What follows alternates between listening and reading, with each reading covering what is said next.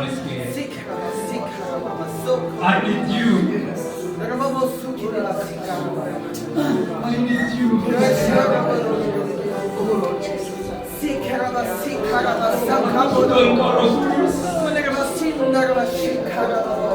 Jangan tinggalkan kami.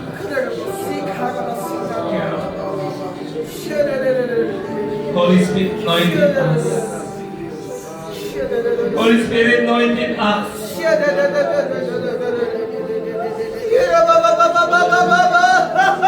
you, Lord Jesus. Holy Spirit anointed us.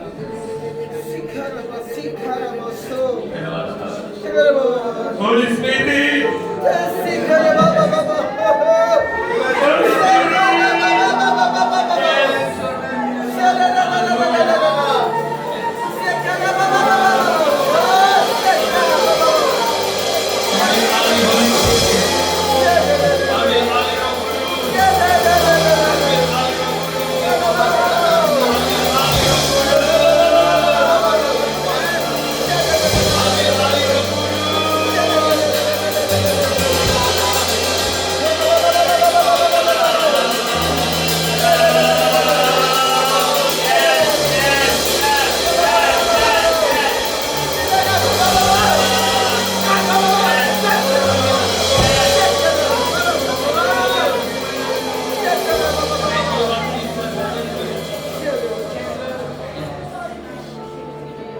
Engkau Allah yang luar biasa.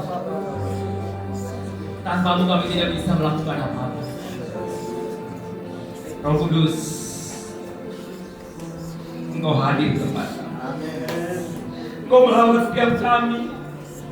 Yang sakit Engkau jamah dan sembuhkan. Yang terluka Engkau pulihkan di dalam nama Tuhan Yesus Kristus. Yang terbelenggu Engkau bebaskan.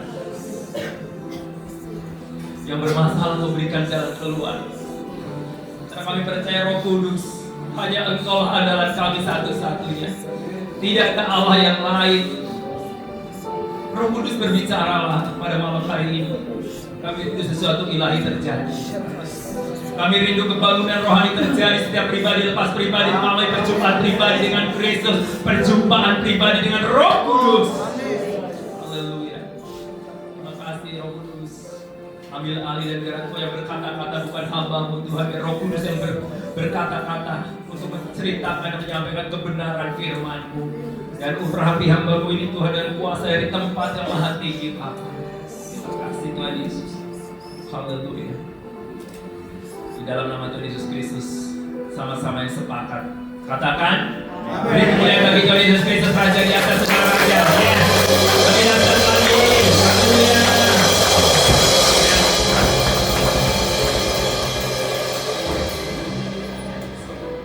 Anak sekolah minggu sampai sebelum datang kita berdoa bersama-sama untuk anak-anak kita. Biarlah anak-anak kita itu datang kepada Tuhan dan tidak ada satu orang pun yang menghalang-halangi mereka, karena mereka adalah anak-anak yang punya juga kerajaan surga. Haleluya. Mari kita para orang tua, kita arahkan tangan kita pada anak-anak kita dan kita berkati anak-anak kita. Haleluya.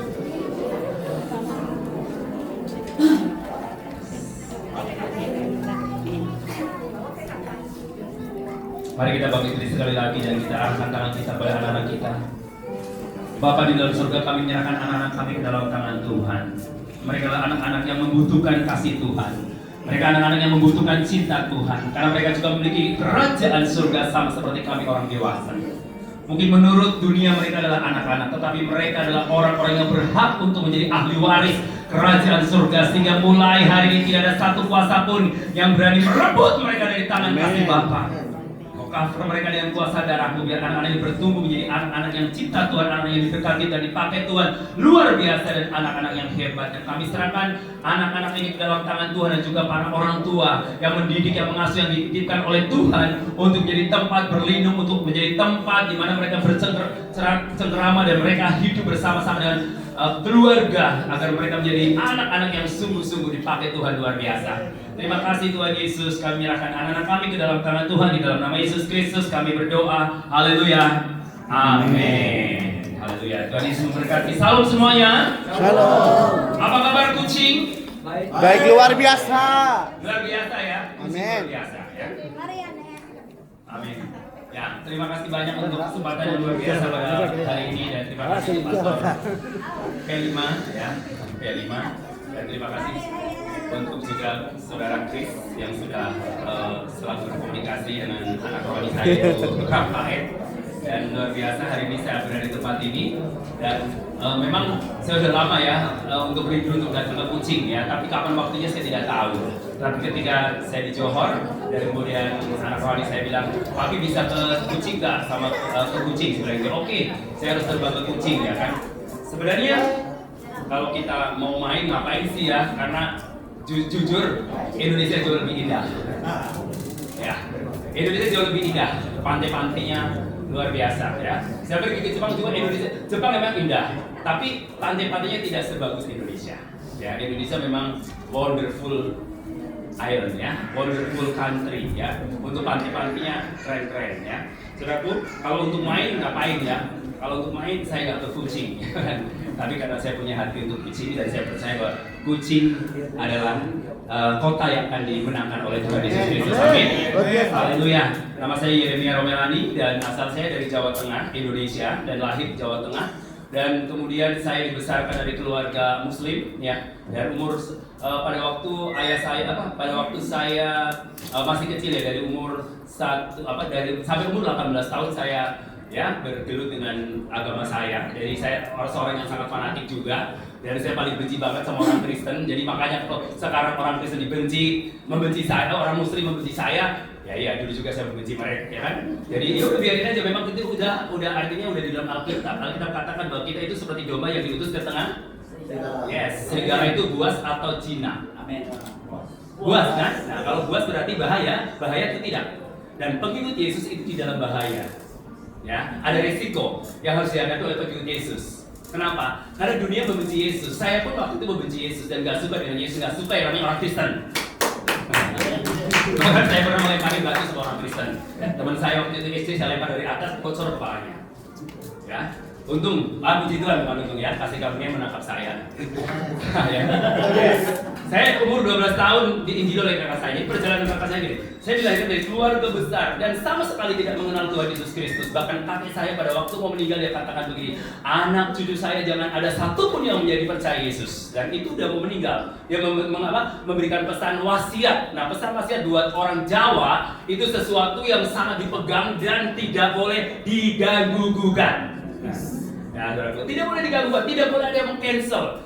Tapi saudaraku, pada satu saat ketika saya dia nganter ibu kepala desa ke gereja dan dia tiba-tiba pingsan di halaman gereja, dan ketika dia pingsan dia melihat Yesus, melihat Tuhan Yesus langsung, dan akhirnya dia bertobat dan menerima Kristus sebagai Tuhan dan Juru Selamat pribadi, dan dia menyerahkan diri menjadi hamba Tuhan yang melayani Tuhan, dan bahkan ratusan jiwa-jiwa yang menangkan yang belum kenal Tuhan Yesus Kristus.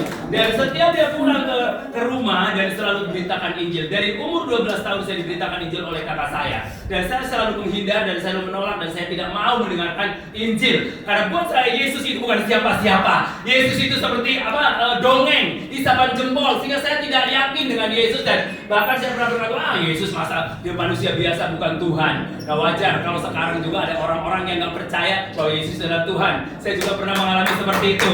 Makanya saya nggak heran kenapa biarkan saja ada orang-orang yang membenci orang Kristen. Orang Kristen kalau hidup dalam zona nyaman, mereka enak dan nggak fight. Ya, zona nyaman kan enak kan, nggak ada tantangan, nggak ada bahaya, lama-lama tertidur. Coba waktu ada tsunami, wah semua pada tersungkur ya, berseru kepada Tuhan. Tapi kalau lagi zona nyaman, males datang kepada Tuhan. Betul nggak? Kadang-kadang kenyamanan itu membuat kita itu terlena dan nggak mau dekat sama Tuhan. Ya, jadi contohnya pada waktu saya pergi ke Jepang itu mengalami revival tahun 1597 dan mengalami kebangunan rohani, dan terjadilah para martir mati. Di sana ada 26 martir mati di Jepang ya, karena memberitakan Injil, para misionaris, dan terjadi kebangunan rohani. Gereja ada di mana-mana. Tetapi tahun 1980-an Jepang mengalami penurunan.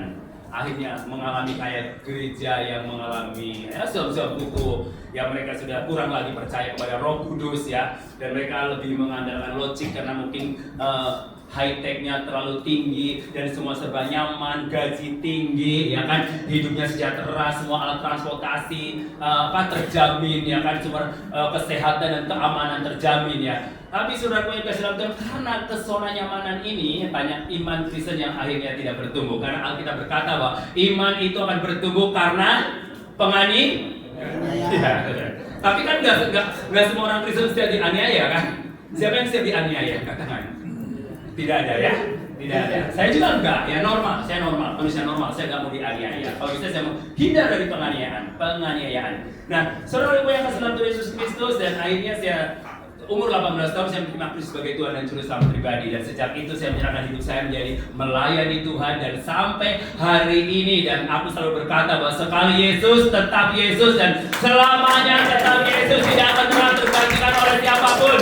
Kenapa? Karena Yesus adalah satu-satunya Tuhan dan Juru Selamat pribadi. Maka itu kenapa kita perlu ada The Great Commission, amanat aku memberitakan Injil kemanapun kita pergi, kemanapun kita diutus, dan kita siap seperti lagu tadi, ya, bahwa kemanapun kita diutus oleh Tuhan, aku akan pergi. Ini aku, utuslah aku. Dan ketika Tuhan panggil kita, pergilah, jadikanlah semua bangsa muridku, baptislah mereka dalam nama Bapa, Anak, dan Roh Kudus, dan kemudian ajarlah mereka untuk melakukan kehendak Bapa. Ketahuilah aku akan menyertai engkau sampai kesudahan zaman. Jadi artinya bahwa Tuhan memberikan pesan, wasiat, amanat agung itu untuk semua orang percaya.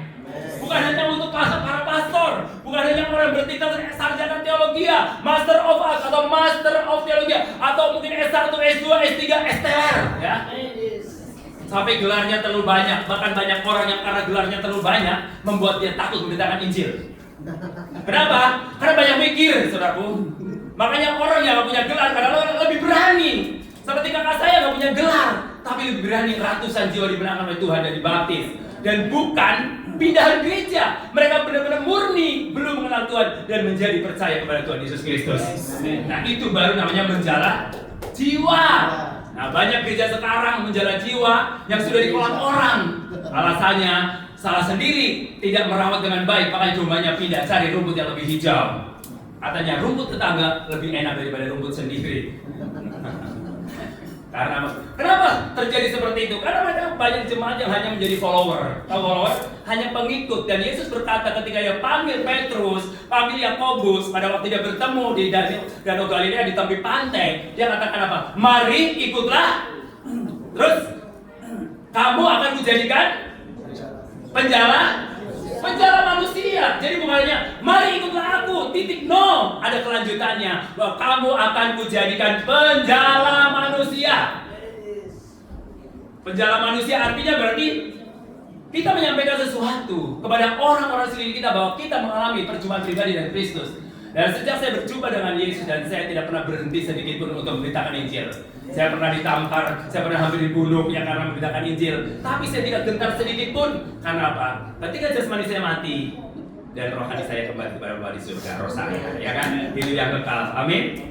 Yes, ya. Nah, saudara, ini tanda orang yang dipenuhi Roh Kudus, salah satunya bukan bahasa roh saja. Banyak gereja menekankan bahasa roh bahwa orang itu dipenuhi Roh Kudus. Tidak, saudaraku, bahkan justru yang hakiki, salah satu tanda orang yang dipenuhi Roh Kudus adalah berani memberitakan Injil. Ingat pada waktu jemaat mula-mula di loteng Yerusalem, ketika perjumpaan pribadi dengan Roh Kudus melawat mereka memang mengeluarkan bahasa-bahasa yang baru, bahasa roh, glosolalia, bahasa lidah. Dan kemudian setelah itu mereka tidak diam di tempat, diam dalam zona yang nyaman di loteng Yerusalem terus, tapi mereka keluar, pergi menjala manusia. Bahkan Petrus dengan berkobar-kobar semangat keberanian berkhotbah di hadapan 120 orang. Dari 120 orang menjadi berapa? 3.000 jiwa. Dari 3.000 jiwa berapa orang lagi? Menjadi berapa? 5.000. Karena apa? Karena dia dipenuhi Roh Kudus, sehingga dia berani untuk memberitakan Injil. Amin. Sebenarnya buat kita manusia zaman sekarang tidak ada alasan untuk tidak memberitakan Injil. Kenapa? Karena sekarang Tuhan sudah kasih alatnya. Apa? Yaitu high tech, sosial media. Engkau punya TikTok? Engkau punya Facebook? Engkau punya Instagram? Punya WhatsApp? Punya semuanya? Yes. Gunakan sebaik mungkin. Tempat itu untuk memberitakan Injil, bukan untuk curhat karena engkau diputus pacar, bukan. Jangan sedikit posting status, ya kan? Post statusnya galau, ya kan? Galau, ya. Emang orang mau datang ketika kamu galau akan datang menolong kamu, ya kan? Wah, posting di Facebook, ya kan? Waduh, lonely, sepi, ya kan? Biar ada yang like, biar ada yang suka, langsung apa? Messenger atau DM, ya kan? Nah, saudaraku, ingat ya, Yesus nggak berteman dengan Facebook kamu, enggak. Jadi kalau curhat kamu yang negatif-negatif, Tuhan nggak suka. Makanya berikanlah tempat untuk menginjil yang ada di Facebook, yang ada di sosial mediamu. Gunakan sebaik mungkin. Aduh, pulsanya nanti cepat habis. Makanya jangan bergantung pada Indosat atau Telkomsel atau Axis, saudaraku, tapi bergantunglah pada Telkom yang dari surga langsung. Dia akan berserulah kepadaku, maka aku akan menjawab engkau. Itu telepon yang tidak akan pernah terputus, sekalipun mungkin uang kita terputus. Amin. Jadi bergantunglah pada Roh Kudus. Alkitab berkata ketika kita memberitakan Injil, Tuhan berkata bahwa ketahuilah aku akan menyertai kau sampai kesudahan zaman. Artinya bahwa Allah mengutus kita, memberitakan kita untuk memberitakan Injil, itu Dia sangat bertanggung jawab. Dan kita tidak dibiarkan sendirian, meskipun Tuhan berkata bahwa kita diutus seperti domba ke tengah-tengah serigala. Ada potensi bahaya, ada konflik, ada pertentangan, mungkin ada yang menderita, bahkan mungkin ada yang malah dibunuh oleh karena Injil. Tetapi saudaraku, Alkitab berkata, ketahuilah, aku akan menyertai kau sampai kesudahan zaman. Artinya bahwa pemberitaan Injil itu ada potensi untuk berhasil. Amin. Amin. Ya, pada waktu kakak saya memberitakan Injil umur 12 tahun dan 6 tahun kemudian saya baru percaya Yesus. Bayangin jaraknya agak lumayan lama. Dan saya berdoa buat orang tua saya, 23 tahun baru dijawab, dan orang tua saya, ibu saya percaya Tuhan Yesus Kristus sebagai Tuhan dan Juru Selamat pribadi. Dengan cara apa? Dia jatuh dari tempat tidur dan kemudian retak tulangnya. Dia berkata begini, kalau kamu bisa doakan dengan Tuhan kamu dan aku sembuh, aku akan percaya pada Tuhanmu. Terus saya katakan, kan Alkitab berkata, kita diberikan kunci, power dari Tuhan. Ketika kita tanda-tanda ajaib menyertai kita, yaitu ketika kita menumpangkan tangan atas orang sakit itu sembuh, ya kan? Kita bisa menginjak ular dan kalah jengking, mengusir setan demi nama Tuhan. Nah, itu adalah power dari Tuhan dan diberikan kepada kita. Dan semua orang bisa melakukannya, bukan hanya para pastor. Ya, saudara orang percaya bisa ketika menumpangkan tangan atas orang sakit dan orang sakit itu akan sembuh. Asal kita menumpangkan tangannya dengan iman. Dengan iman, yaitu ada tanda-tanda ajaib. Nah, pada waktu ibu saya didoakan, sebulan tiba-tiba mulai mujizat, sembuh. Akhirnya ibu saya percaya sama Tuhan Yesus Kristus. Dan dia katakan, aku terima Yesus. Dia bikin nasi kotak, kirim ke tetangga-tetangga. Dia katakan, aku sudah jadi orang Kristen. Orang pada takut untuk kan? Puji Tuhan, firman Allah berkata bahwa percayalah, maka engkau dan seisi rumahmu itu akan diselamatkan. Saya percaya, makanya selalu berdoa buat kedua orang tua saya. Dan akhirnya ayah saya meninggal umur 104 tahun pada zaman COVID, tapi ayah saya bukan kena COVID, karena buat orang-orang desa COVID itu nggak takut mereka. Ya, disuruh pakai masker, nggak ada yang pakai masker, saudaraku. Disuruh jangan berjabat tangan, tetap berjabat tangan. Makanya orang-orang desa nggak ada takut tentang COVID, yang takut orang kota yang banyak uang itu takut pasti. Betul nggak? Betul. Ya kan? Takut. Saya pun nggak takut dengan COVID. Waktu COVID, saya tetap melayani pelayanan jalanan. Ya, bahkan banyak orang yang tidak berani terjun ke jalanan dan saya terjun, dan saya dikerumunin banyak orang-orang pemulung, ya kan? Dan saya nggak takut. Sampai aku ditegur sama teman-teman. Kamu kenapa nggak pakai masker? Kamu kenapa nggak pakai apa? Pernah saya akhirnya pakai APD kayak astronot gitu kan? Panas, ya kan? Saudaraku, saya katakan nggak usah takut. Kenapa? Karena kadang-kala itu adalah pekerjaan iblis, pekerjaan setan. Sebab kita takut, ketakutan, kecemasan. Waduh, nanti nular dan sebagainya. Yes, mungkin kita perlu berjaga-jaga, tapi jangan dihantui ketakutan sampai nggak bisa kemana-mana. Saya cuek aja, saya pergi aja, saya kumpul aja. Kenapa? Saya bilang perkatakan dalam nama Yesus Kristus. Ini cara kerja siasat iblis supaya orang anak-anak Tuhan akhirnya apa? Banyak sekarang penyakitnya gereja, kenapa jemaat nggak datang ibadah, ada online ibadah. Kenapa? Karena jadi bingung pendeta, kenapa nggak datang? Kan ada online, ya kan? Duduk di rumah enak kan, online sambil masak sambil dengerin, ya kan? Kalau di gereja kan fokus, ya kan? Kalau di rumah kan nggak memberi persembahan juga nggak ketahuan kan, ya kan?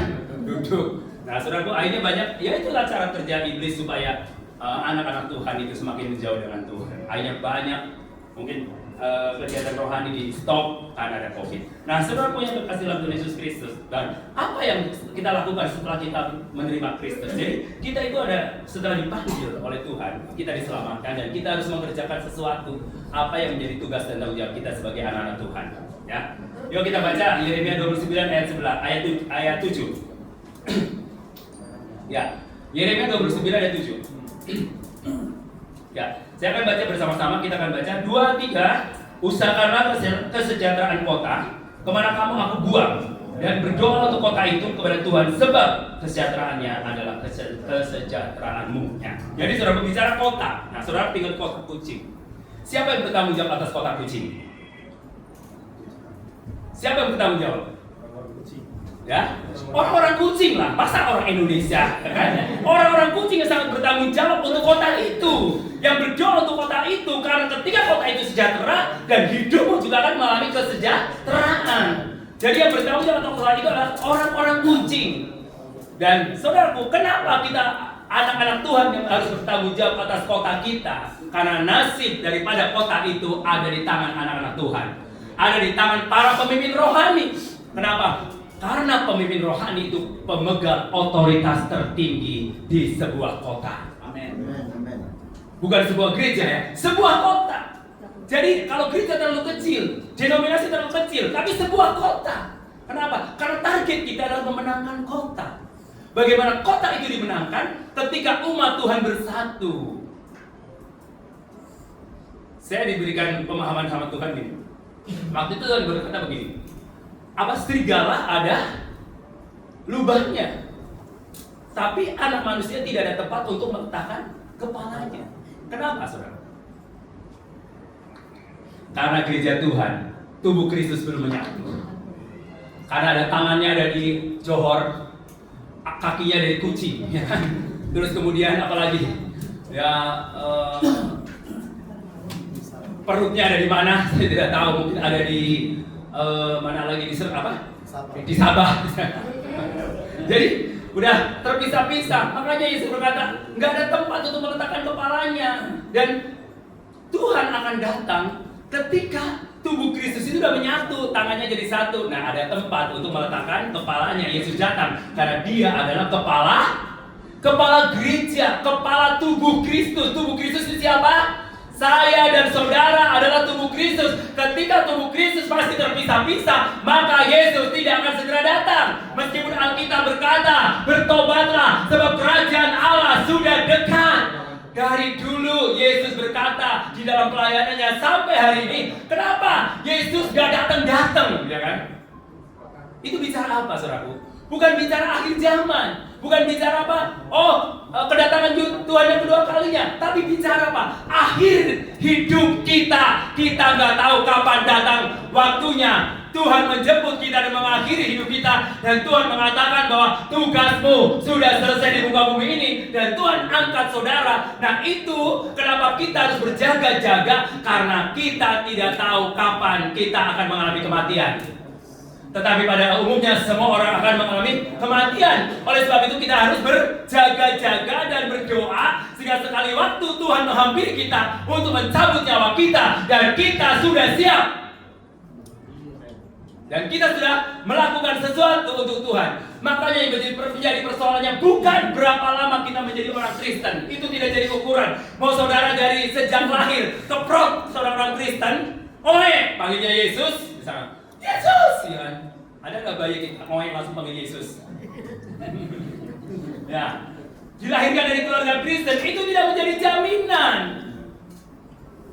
Jadi bukan berapa lama kau menjadi orang Kristen, maka jangan sombong. Aku dari dulu nih, dari gereja mula-mula, saya sudah ada di sini. Jadi engkau nggak berhak lagi atas gereja ini. Hai, gereja ini bukan milik manusia. Gereja ini adalah miliknya Tuhan Yesus Kristus. Jangan pernah menganggap bahwa gereja itu aset saya. Itu asetnya Tuhan Yesus Kristus. Makanya banyak gereja akhirnya pecah karena menganggap itu aset saya dan nanti harus diturunkan kepada anak saya. Sampai banyak gereja yang memaksa anaknya tidak terpanggil jadi hamba Tuhan, dipaksa untuk jadi hamba Tuhan karena kekayaannya banyak, saudaraku. Miliaran, bahkan triliunan. Gak salah gereja punya kekayaan triliunan, gak salah. Ya kan? Justru apakah salah kalau orang Kristen kaya? Nggak salah sama sekali. Bahkan Alkitab berkata pada waktu Ishak tidak menabur benih, dia semakin kaya kian menjadi kaya dan semakin kaya. Tapi kekayaan yang kita gunakan ketika kita diberikan kepercayaan oleh Tuhan, semakin kita kaya diberkati Tuhan, semakin besar tanggung jawab kita. Kecuali kalau engkau adalah orang yang egois, udah kaya, udah nggak peduli dengan yang lain. Tuhan gak begitu. Tuhan panggil kita ada love God, love people. Amin. Mengasihi Allah dan mengasihi sesama. Makanya saya tadi senang sekali waktu pastor bilang bahwa jika kamu tidak mengampuni kesalahan orang lain, dan Bapamu di surga juga tidak akan mengampuni. Dan saya akan bahas ini tentang apa yang harus kita kerjakan untuk memenangkan kota. Yang pertama adalah berdoa. Doa. Karena apa? Doa itulah salah satu alat yang sangat urgent dan signifikan dan sangat penting sekali untuk komunikasi dengan Tuhan. Karena dengan doa bisa mengubah segala-galanya. Karena doa saudara, orang bisa berjumpa dengan Yesus. Kemarin saya bertemu dengan salah satu anak dari background Muslim juga, dan dia bilang bahwa saya percaya Yesus dan terima Yesus karena saya melihat YouTube, nonton YouTube-nya orang Indonesia. Karena orang Indonesia kan gemar sosial media, ya kan? Ya, nah nonton YouTube aja terima Tuhan Yesus Kristus dari nonton YouTube. Makanya saudaraku, ini saya mau pasang di YouTube nanti. Oke, saya selalu bikin video untuk diposting di YouTube. Terserah mau ada yang nonton atau tidak nonton, emang gue pikirin ya kan. Yang penting aku posting, tugas saya adalah posting. Amin. Ada yang like atau tidak like, nggak usah pusing saudaraku. Hidup kita bernilai bukan karena di like oleh orang. Hidup kita itu sangat berharga. Aku percaya diri dan saya yakin hidupku sangat berharga dan sangat mahal. Karena darah Kristus yang sudah membayar hidupku. Sehingga kita nggak usah rasa rendah diri pada waktu kita melayani Tuhan. Karena apa? Kita ditebus oleh darah yang sama, hidup sama, makan nasi yang sama. Ya, jadi nggak usah merasa rendah diri. Karena Tuhan sudah mengangkat kita dengan kematiannya di atas kayu salib. Ya, berdoa. Oke, terus. Nah, saudara, selain berdoa apa? Nah, doa yang bagaimana yang bisa mengubah kota ini? Doa yang bisa mengubah kota ini. Doa yang lahir dengan sungguh-sungguh, dengan iman, ya, iman yang sungguh-sungguh, ya. Doa orang benar, jikalau dengan yakin didoakan, itu sangat besar kuasanya, powerful. Amin. Kalau dengan sungguh-sungguh itu sangat powerful, itu bisa lebih mengalahkan bom atom Nagasaki dan Hiroshima ledakannya. Kalau bom atom hanya meledak hanya berimpact pada Hiroshima dan Nagasaki. Tapi kalau doa bisa impactnya ke seluruh dunia. Ya. Saudara, saya dari Indonesia, saudara dari Malaysia, dan saya bisa berdoa untuk saudara, dan doa itu bisa tembus ke langit, dan akhirnya terjadi impartasi pada saudara. Karena apa? Doa itu adalah alat komunikasi kita dengan Tuhan. Makanya orang Kristen yang nggak pernah berdoa, jangan orang Kristen. Jangan orang Kristen. Karena doa itu adalah ciri khas anak Tuhan, kita berkomunikasi dengan Dia. Oke. Doa yang bagaimana yang bisa mengubah dunia? Doa yang dengan kasih. Doa yang dengan kasih artinya bahwa saudaraku, ketika kita berdoa, kita harus benar-benar melepaskan pengampunan pada orang-orang yang menyakiti hati kita. Seperti tadi Pastor Pelima katakan bahwa kita harus mengampuni orang yang bersalah kepada kita. Dan jika kita tidak bisa mengampuni orang yang bersalah pada kita, jangan harap doamu akan dijawab oleh Tuhan. Dan jangan harap engkau akan masuk dalam kerajaan surga. Karena orang yang tidak bisa mengampuni orang lain, berarti orang itu belum menjadi orang Kristen. Apa sih arti orang Kristen? Kristen itu asal kata dari bahasa Yunani Kristianos, artinya pengikut Kristus dan menjadi serupa dengan Kristus. Kenapa kata itu muncul? Sebagai ejekan untuk orang-orang Kristen. Kenapa? Karena waktu mereka percaya Yesus, mereka mengeksklusifkan diri, berkumpul, menyembah Tuhan, dan dia nggak bercampur dengan dunia. Artinya nggak mau terkontaminasi dengan dosa-dosa, dengan perbuatan jahat. Makanya saudaraku, orang-orang lain, orang-orang Yahudi sekitar Korintus, dia berkata, oh Kristen sih, istilahnya kalau orang Indonesia, oh Kristen dia, sok suci, ya. Tuh kan? Mungkin saudara pernah mengalami tantangan seperti itu, dihina, diejek dengan sindiran seperti itu. Nah, itulah yang terjadi pada kelompok orang Kristen mula-mula, maka munculnya kata Kristian. Dan itu muncul pertama kali di Antioquia. Kristianos.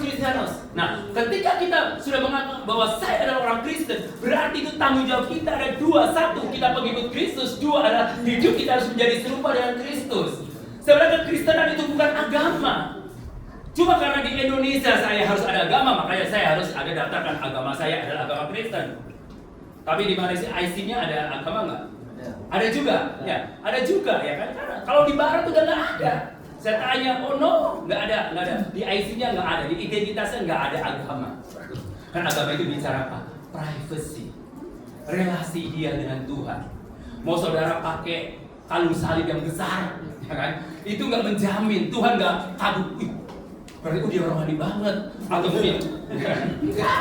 Mau saudara tatonya gambar Yesus yang besar ya, mungkin di dahi, ya kan? Mungkin di punggung atau di kaki, ya kan? Itu Yesus nggak terkagum, dia orang Kristen yang sungguh-sungguh. Belum tentu, saudaraku. Karena apa? Tadi saya katakan pastor, Tuhan tidak melihat performan penampilan, tapi Tuhan melihat hati. Makanya kebenaran yang sejati adalah kebenaran yang bukan didasarkan perkara-perkara lahiriah, tapi perkara batinia.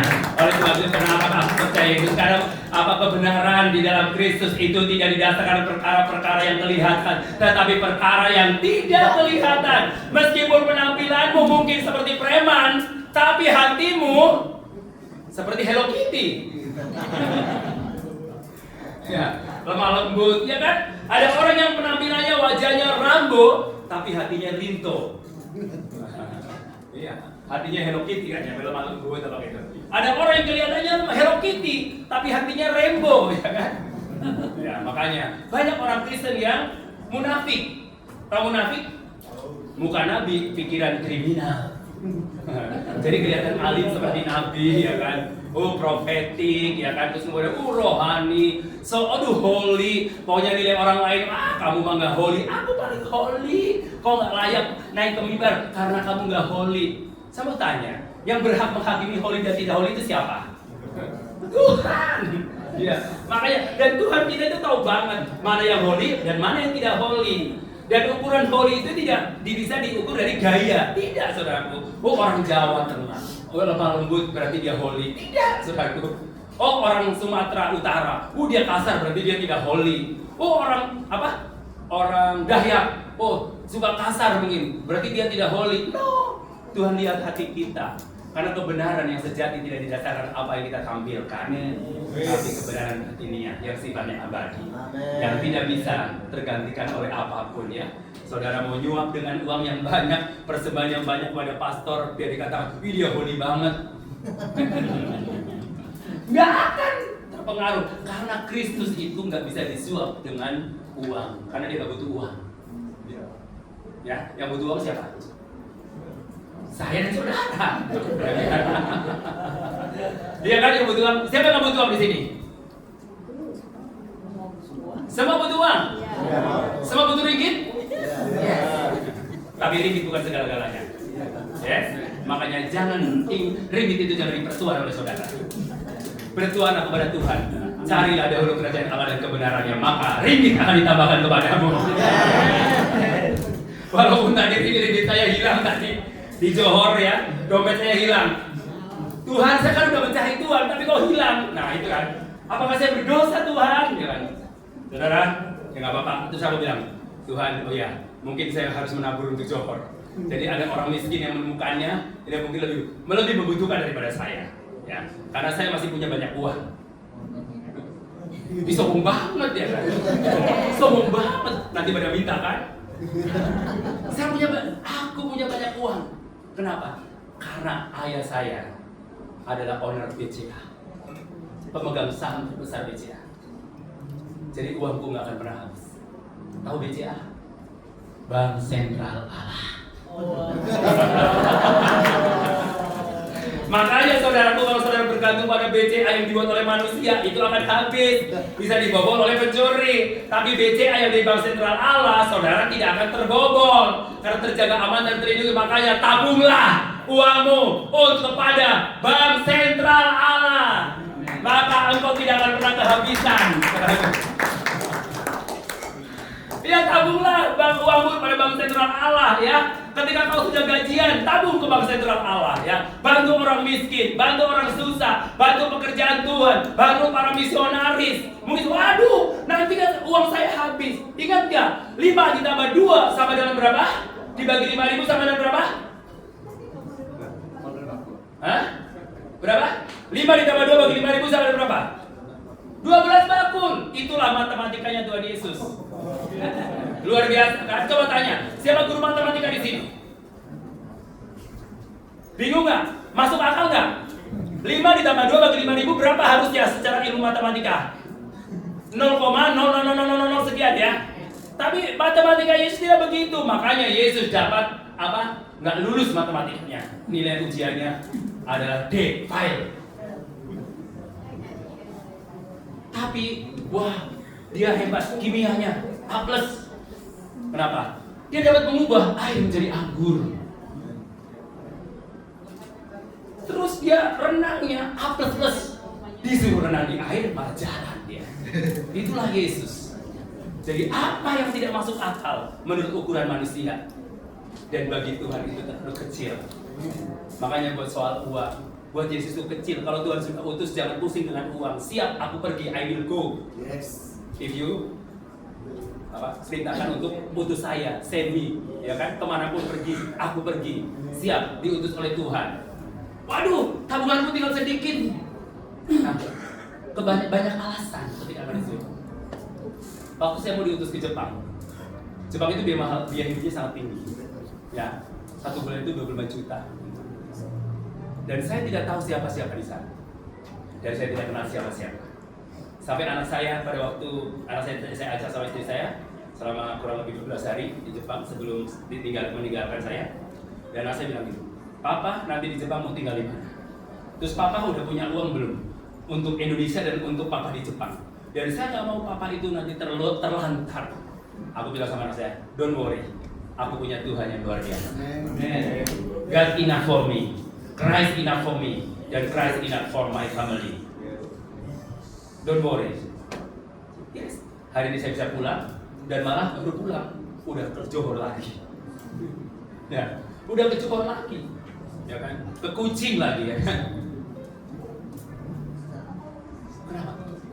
Kita ketika disuruh oleh Tuhan, kuncinya hanya 2. Apa? Iman dan taat. Udah jangan banyak komplain kalau Tuhan suruh. Siap Tuhan, I'm ready. Ini panglima di atas segala panglima loh. Yang nyuruh kita, amanat agung yang nyuruh siapa? Panglima di atas panglima. Raja di atas segala raja. King of king, Lord of lord. Engkau nyanyi King of king, ya kan? Kalian coba jago kandang, keras-keras King of king. Tapi kalau disuruh menyatakan King of king di luar, takut. Padahal Tuhan katakan jangan takut. Ketahuilah, aku akan menyertai kau sampai ke akhir zaman.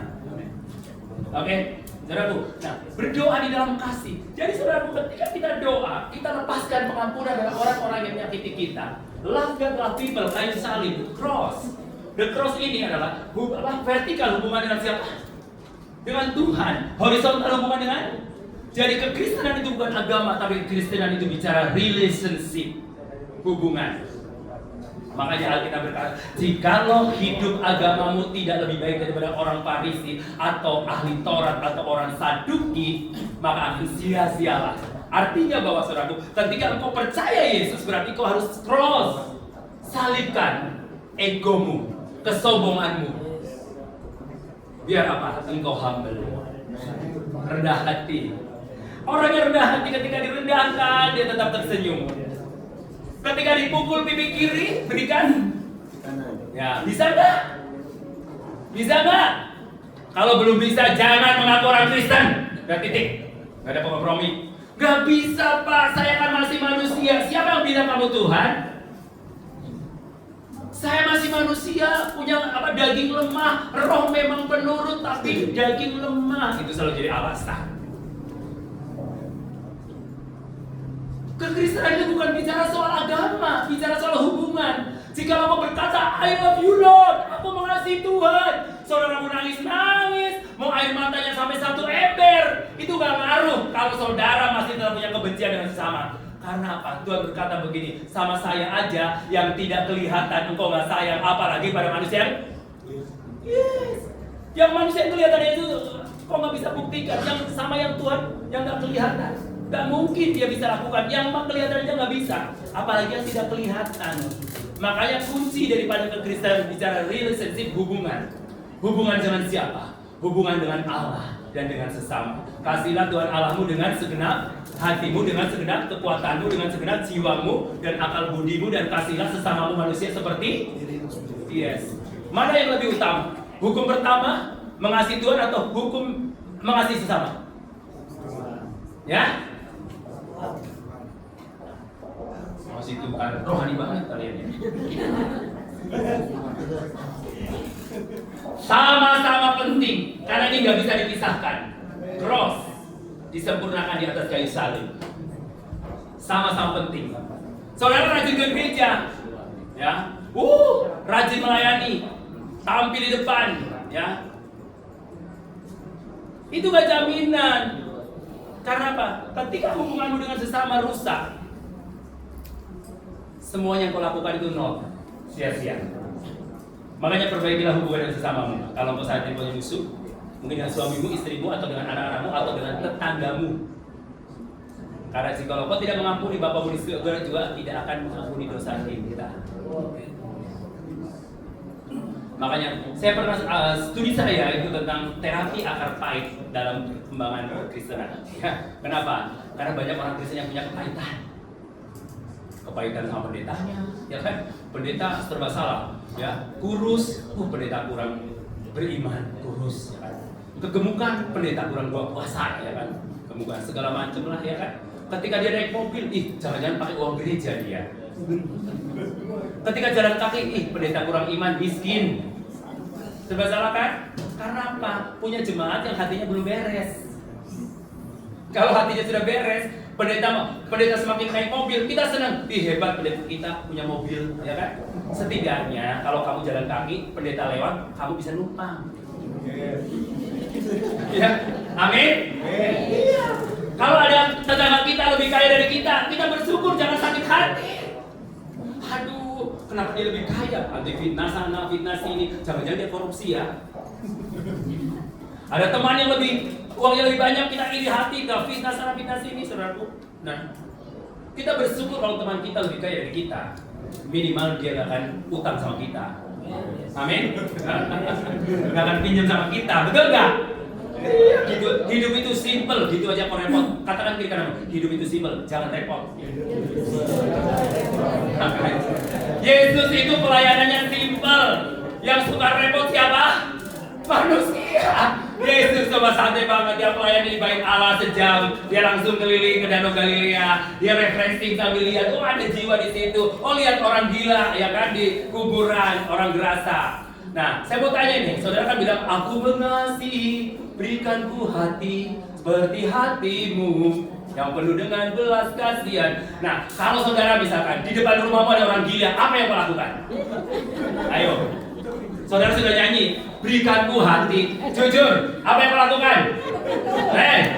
Ayo ketawakan pengalaman pribadi. Yuk. Nah, tutup pintu kan? Katanya berikanku hati, ya kan? Tapi begitu orang gila datang ke rumah, tutup pintu. Ajaklah ngomong dia. Dia juga manusia. Saudara mungkin ketawa. Saudara, aku udah ngalami ngomong sama orang gila.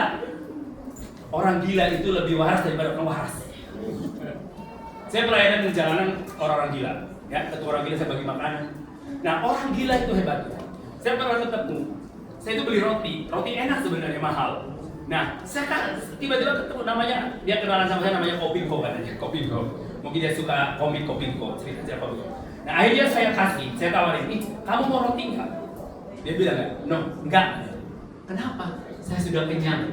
Coba kalau orang waras, lihat roti mahal, kalau udah kenyang apa? Diambil enggak? Ambil kan? Sayang, bungkus Jo, kata orang Manado. Iya kan? Tapi orang gila tidak. Dia cukup diri dengan apa yang sudah cukup. Dia sudah cukup. Dia nggak mau lagi dikasih. Sifat orang gila kita perlu belajar, tidak serakah. Tapi orang waras kadang-kadang lebih gila daripada orang gila. Karena apa? Serakah, ya kan?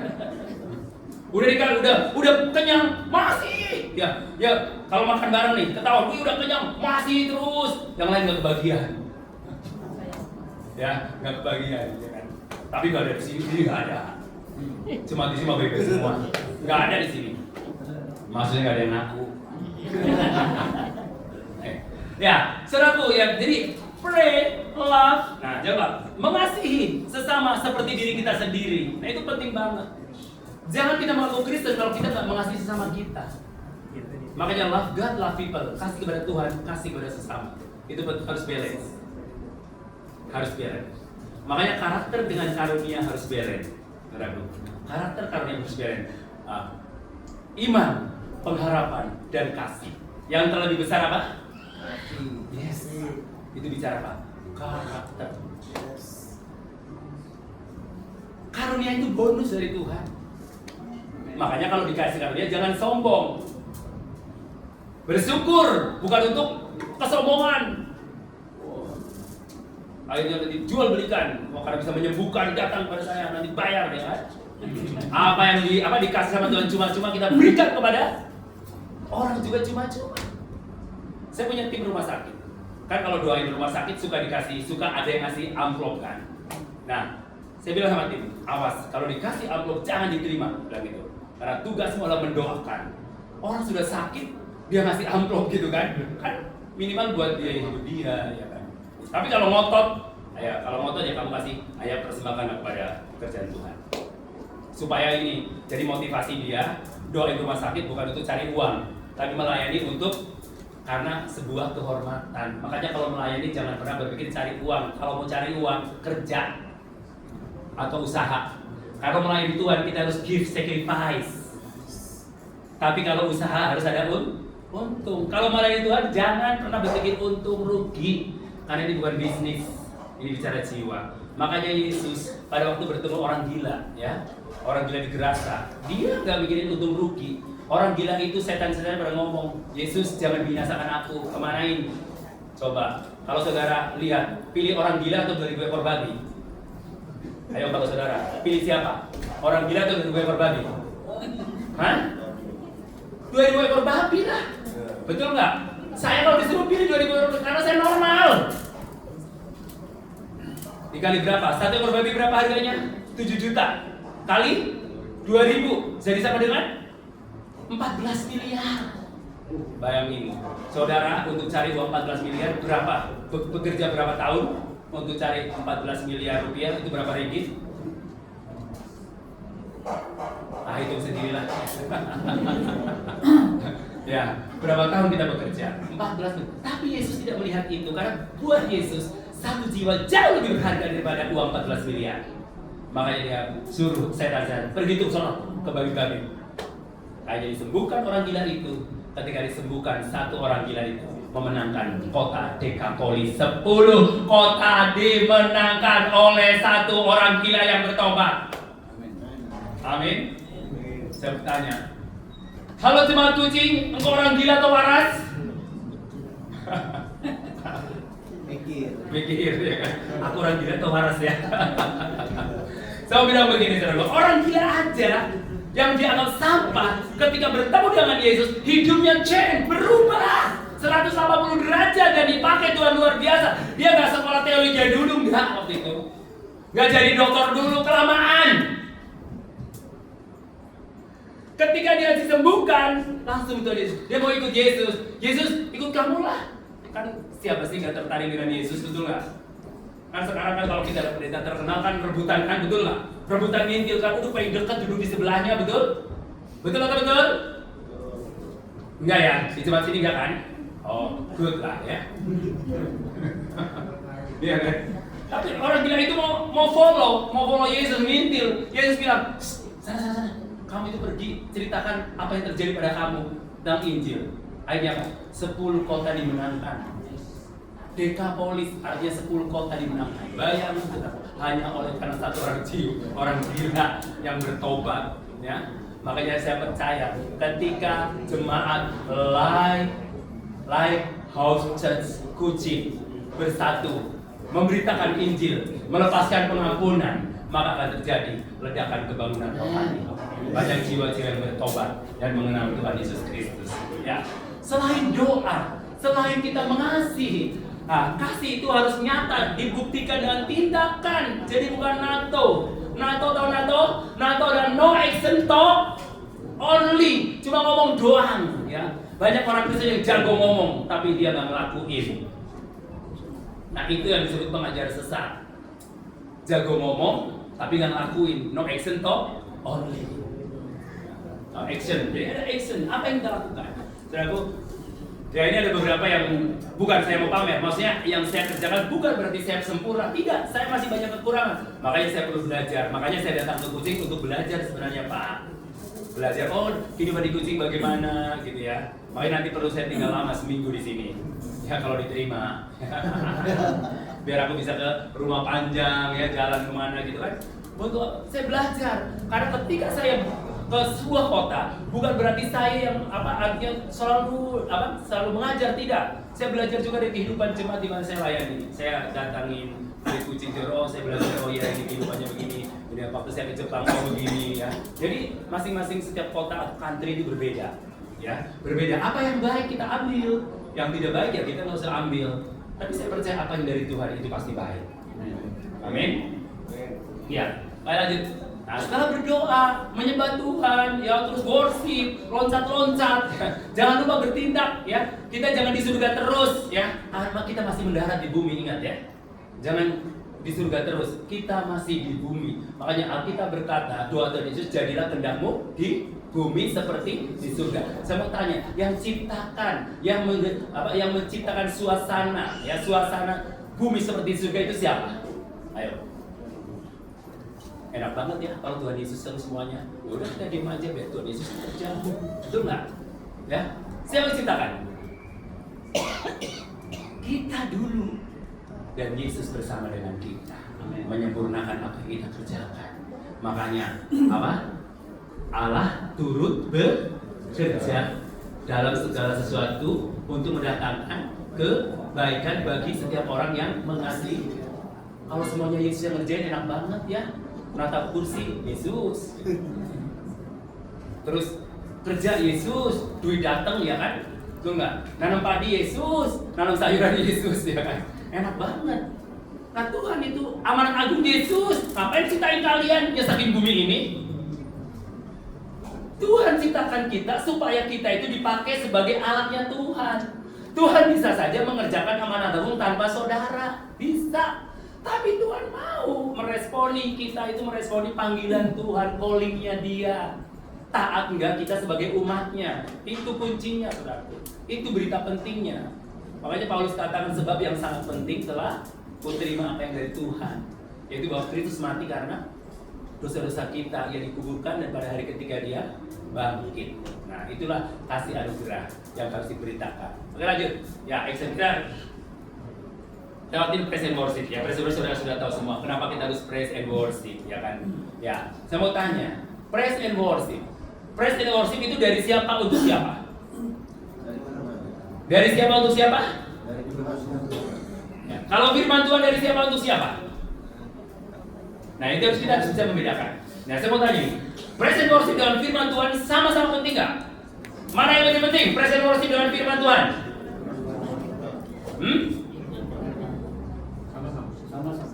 Yes.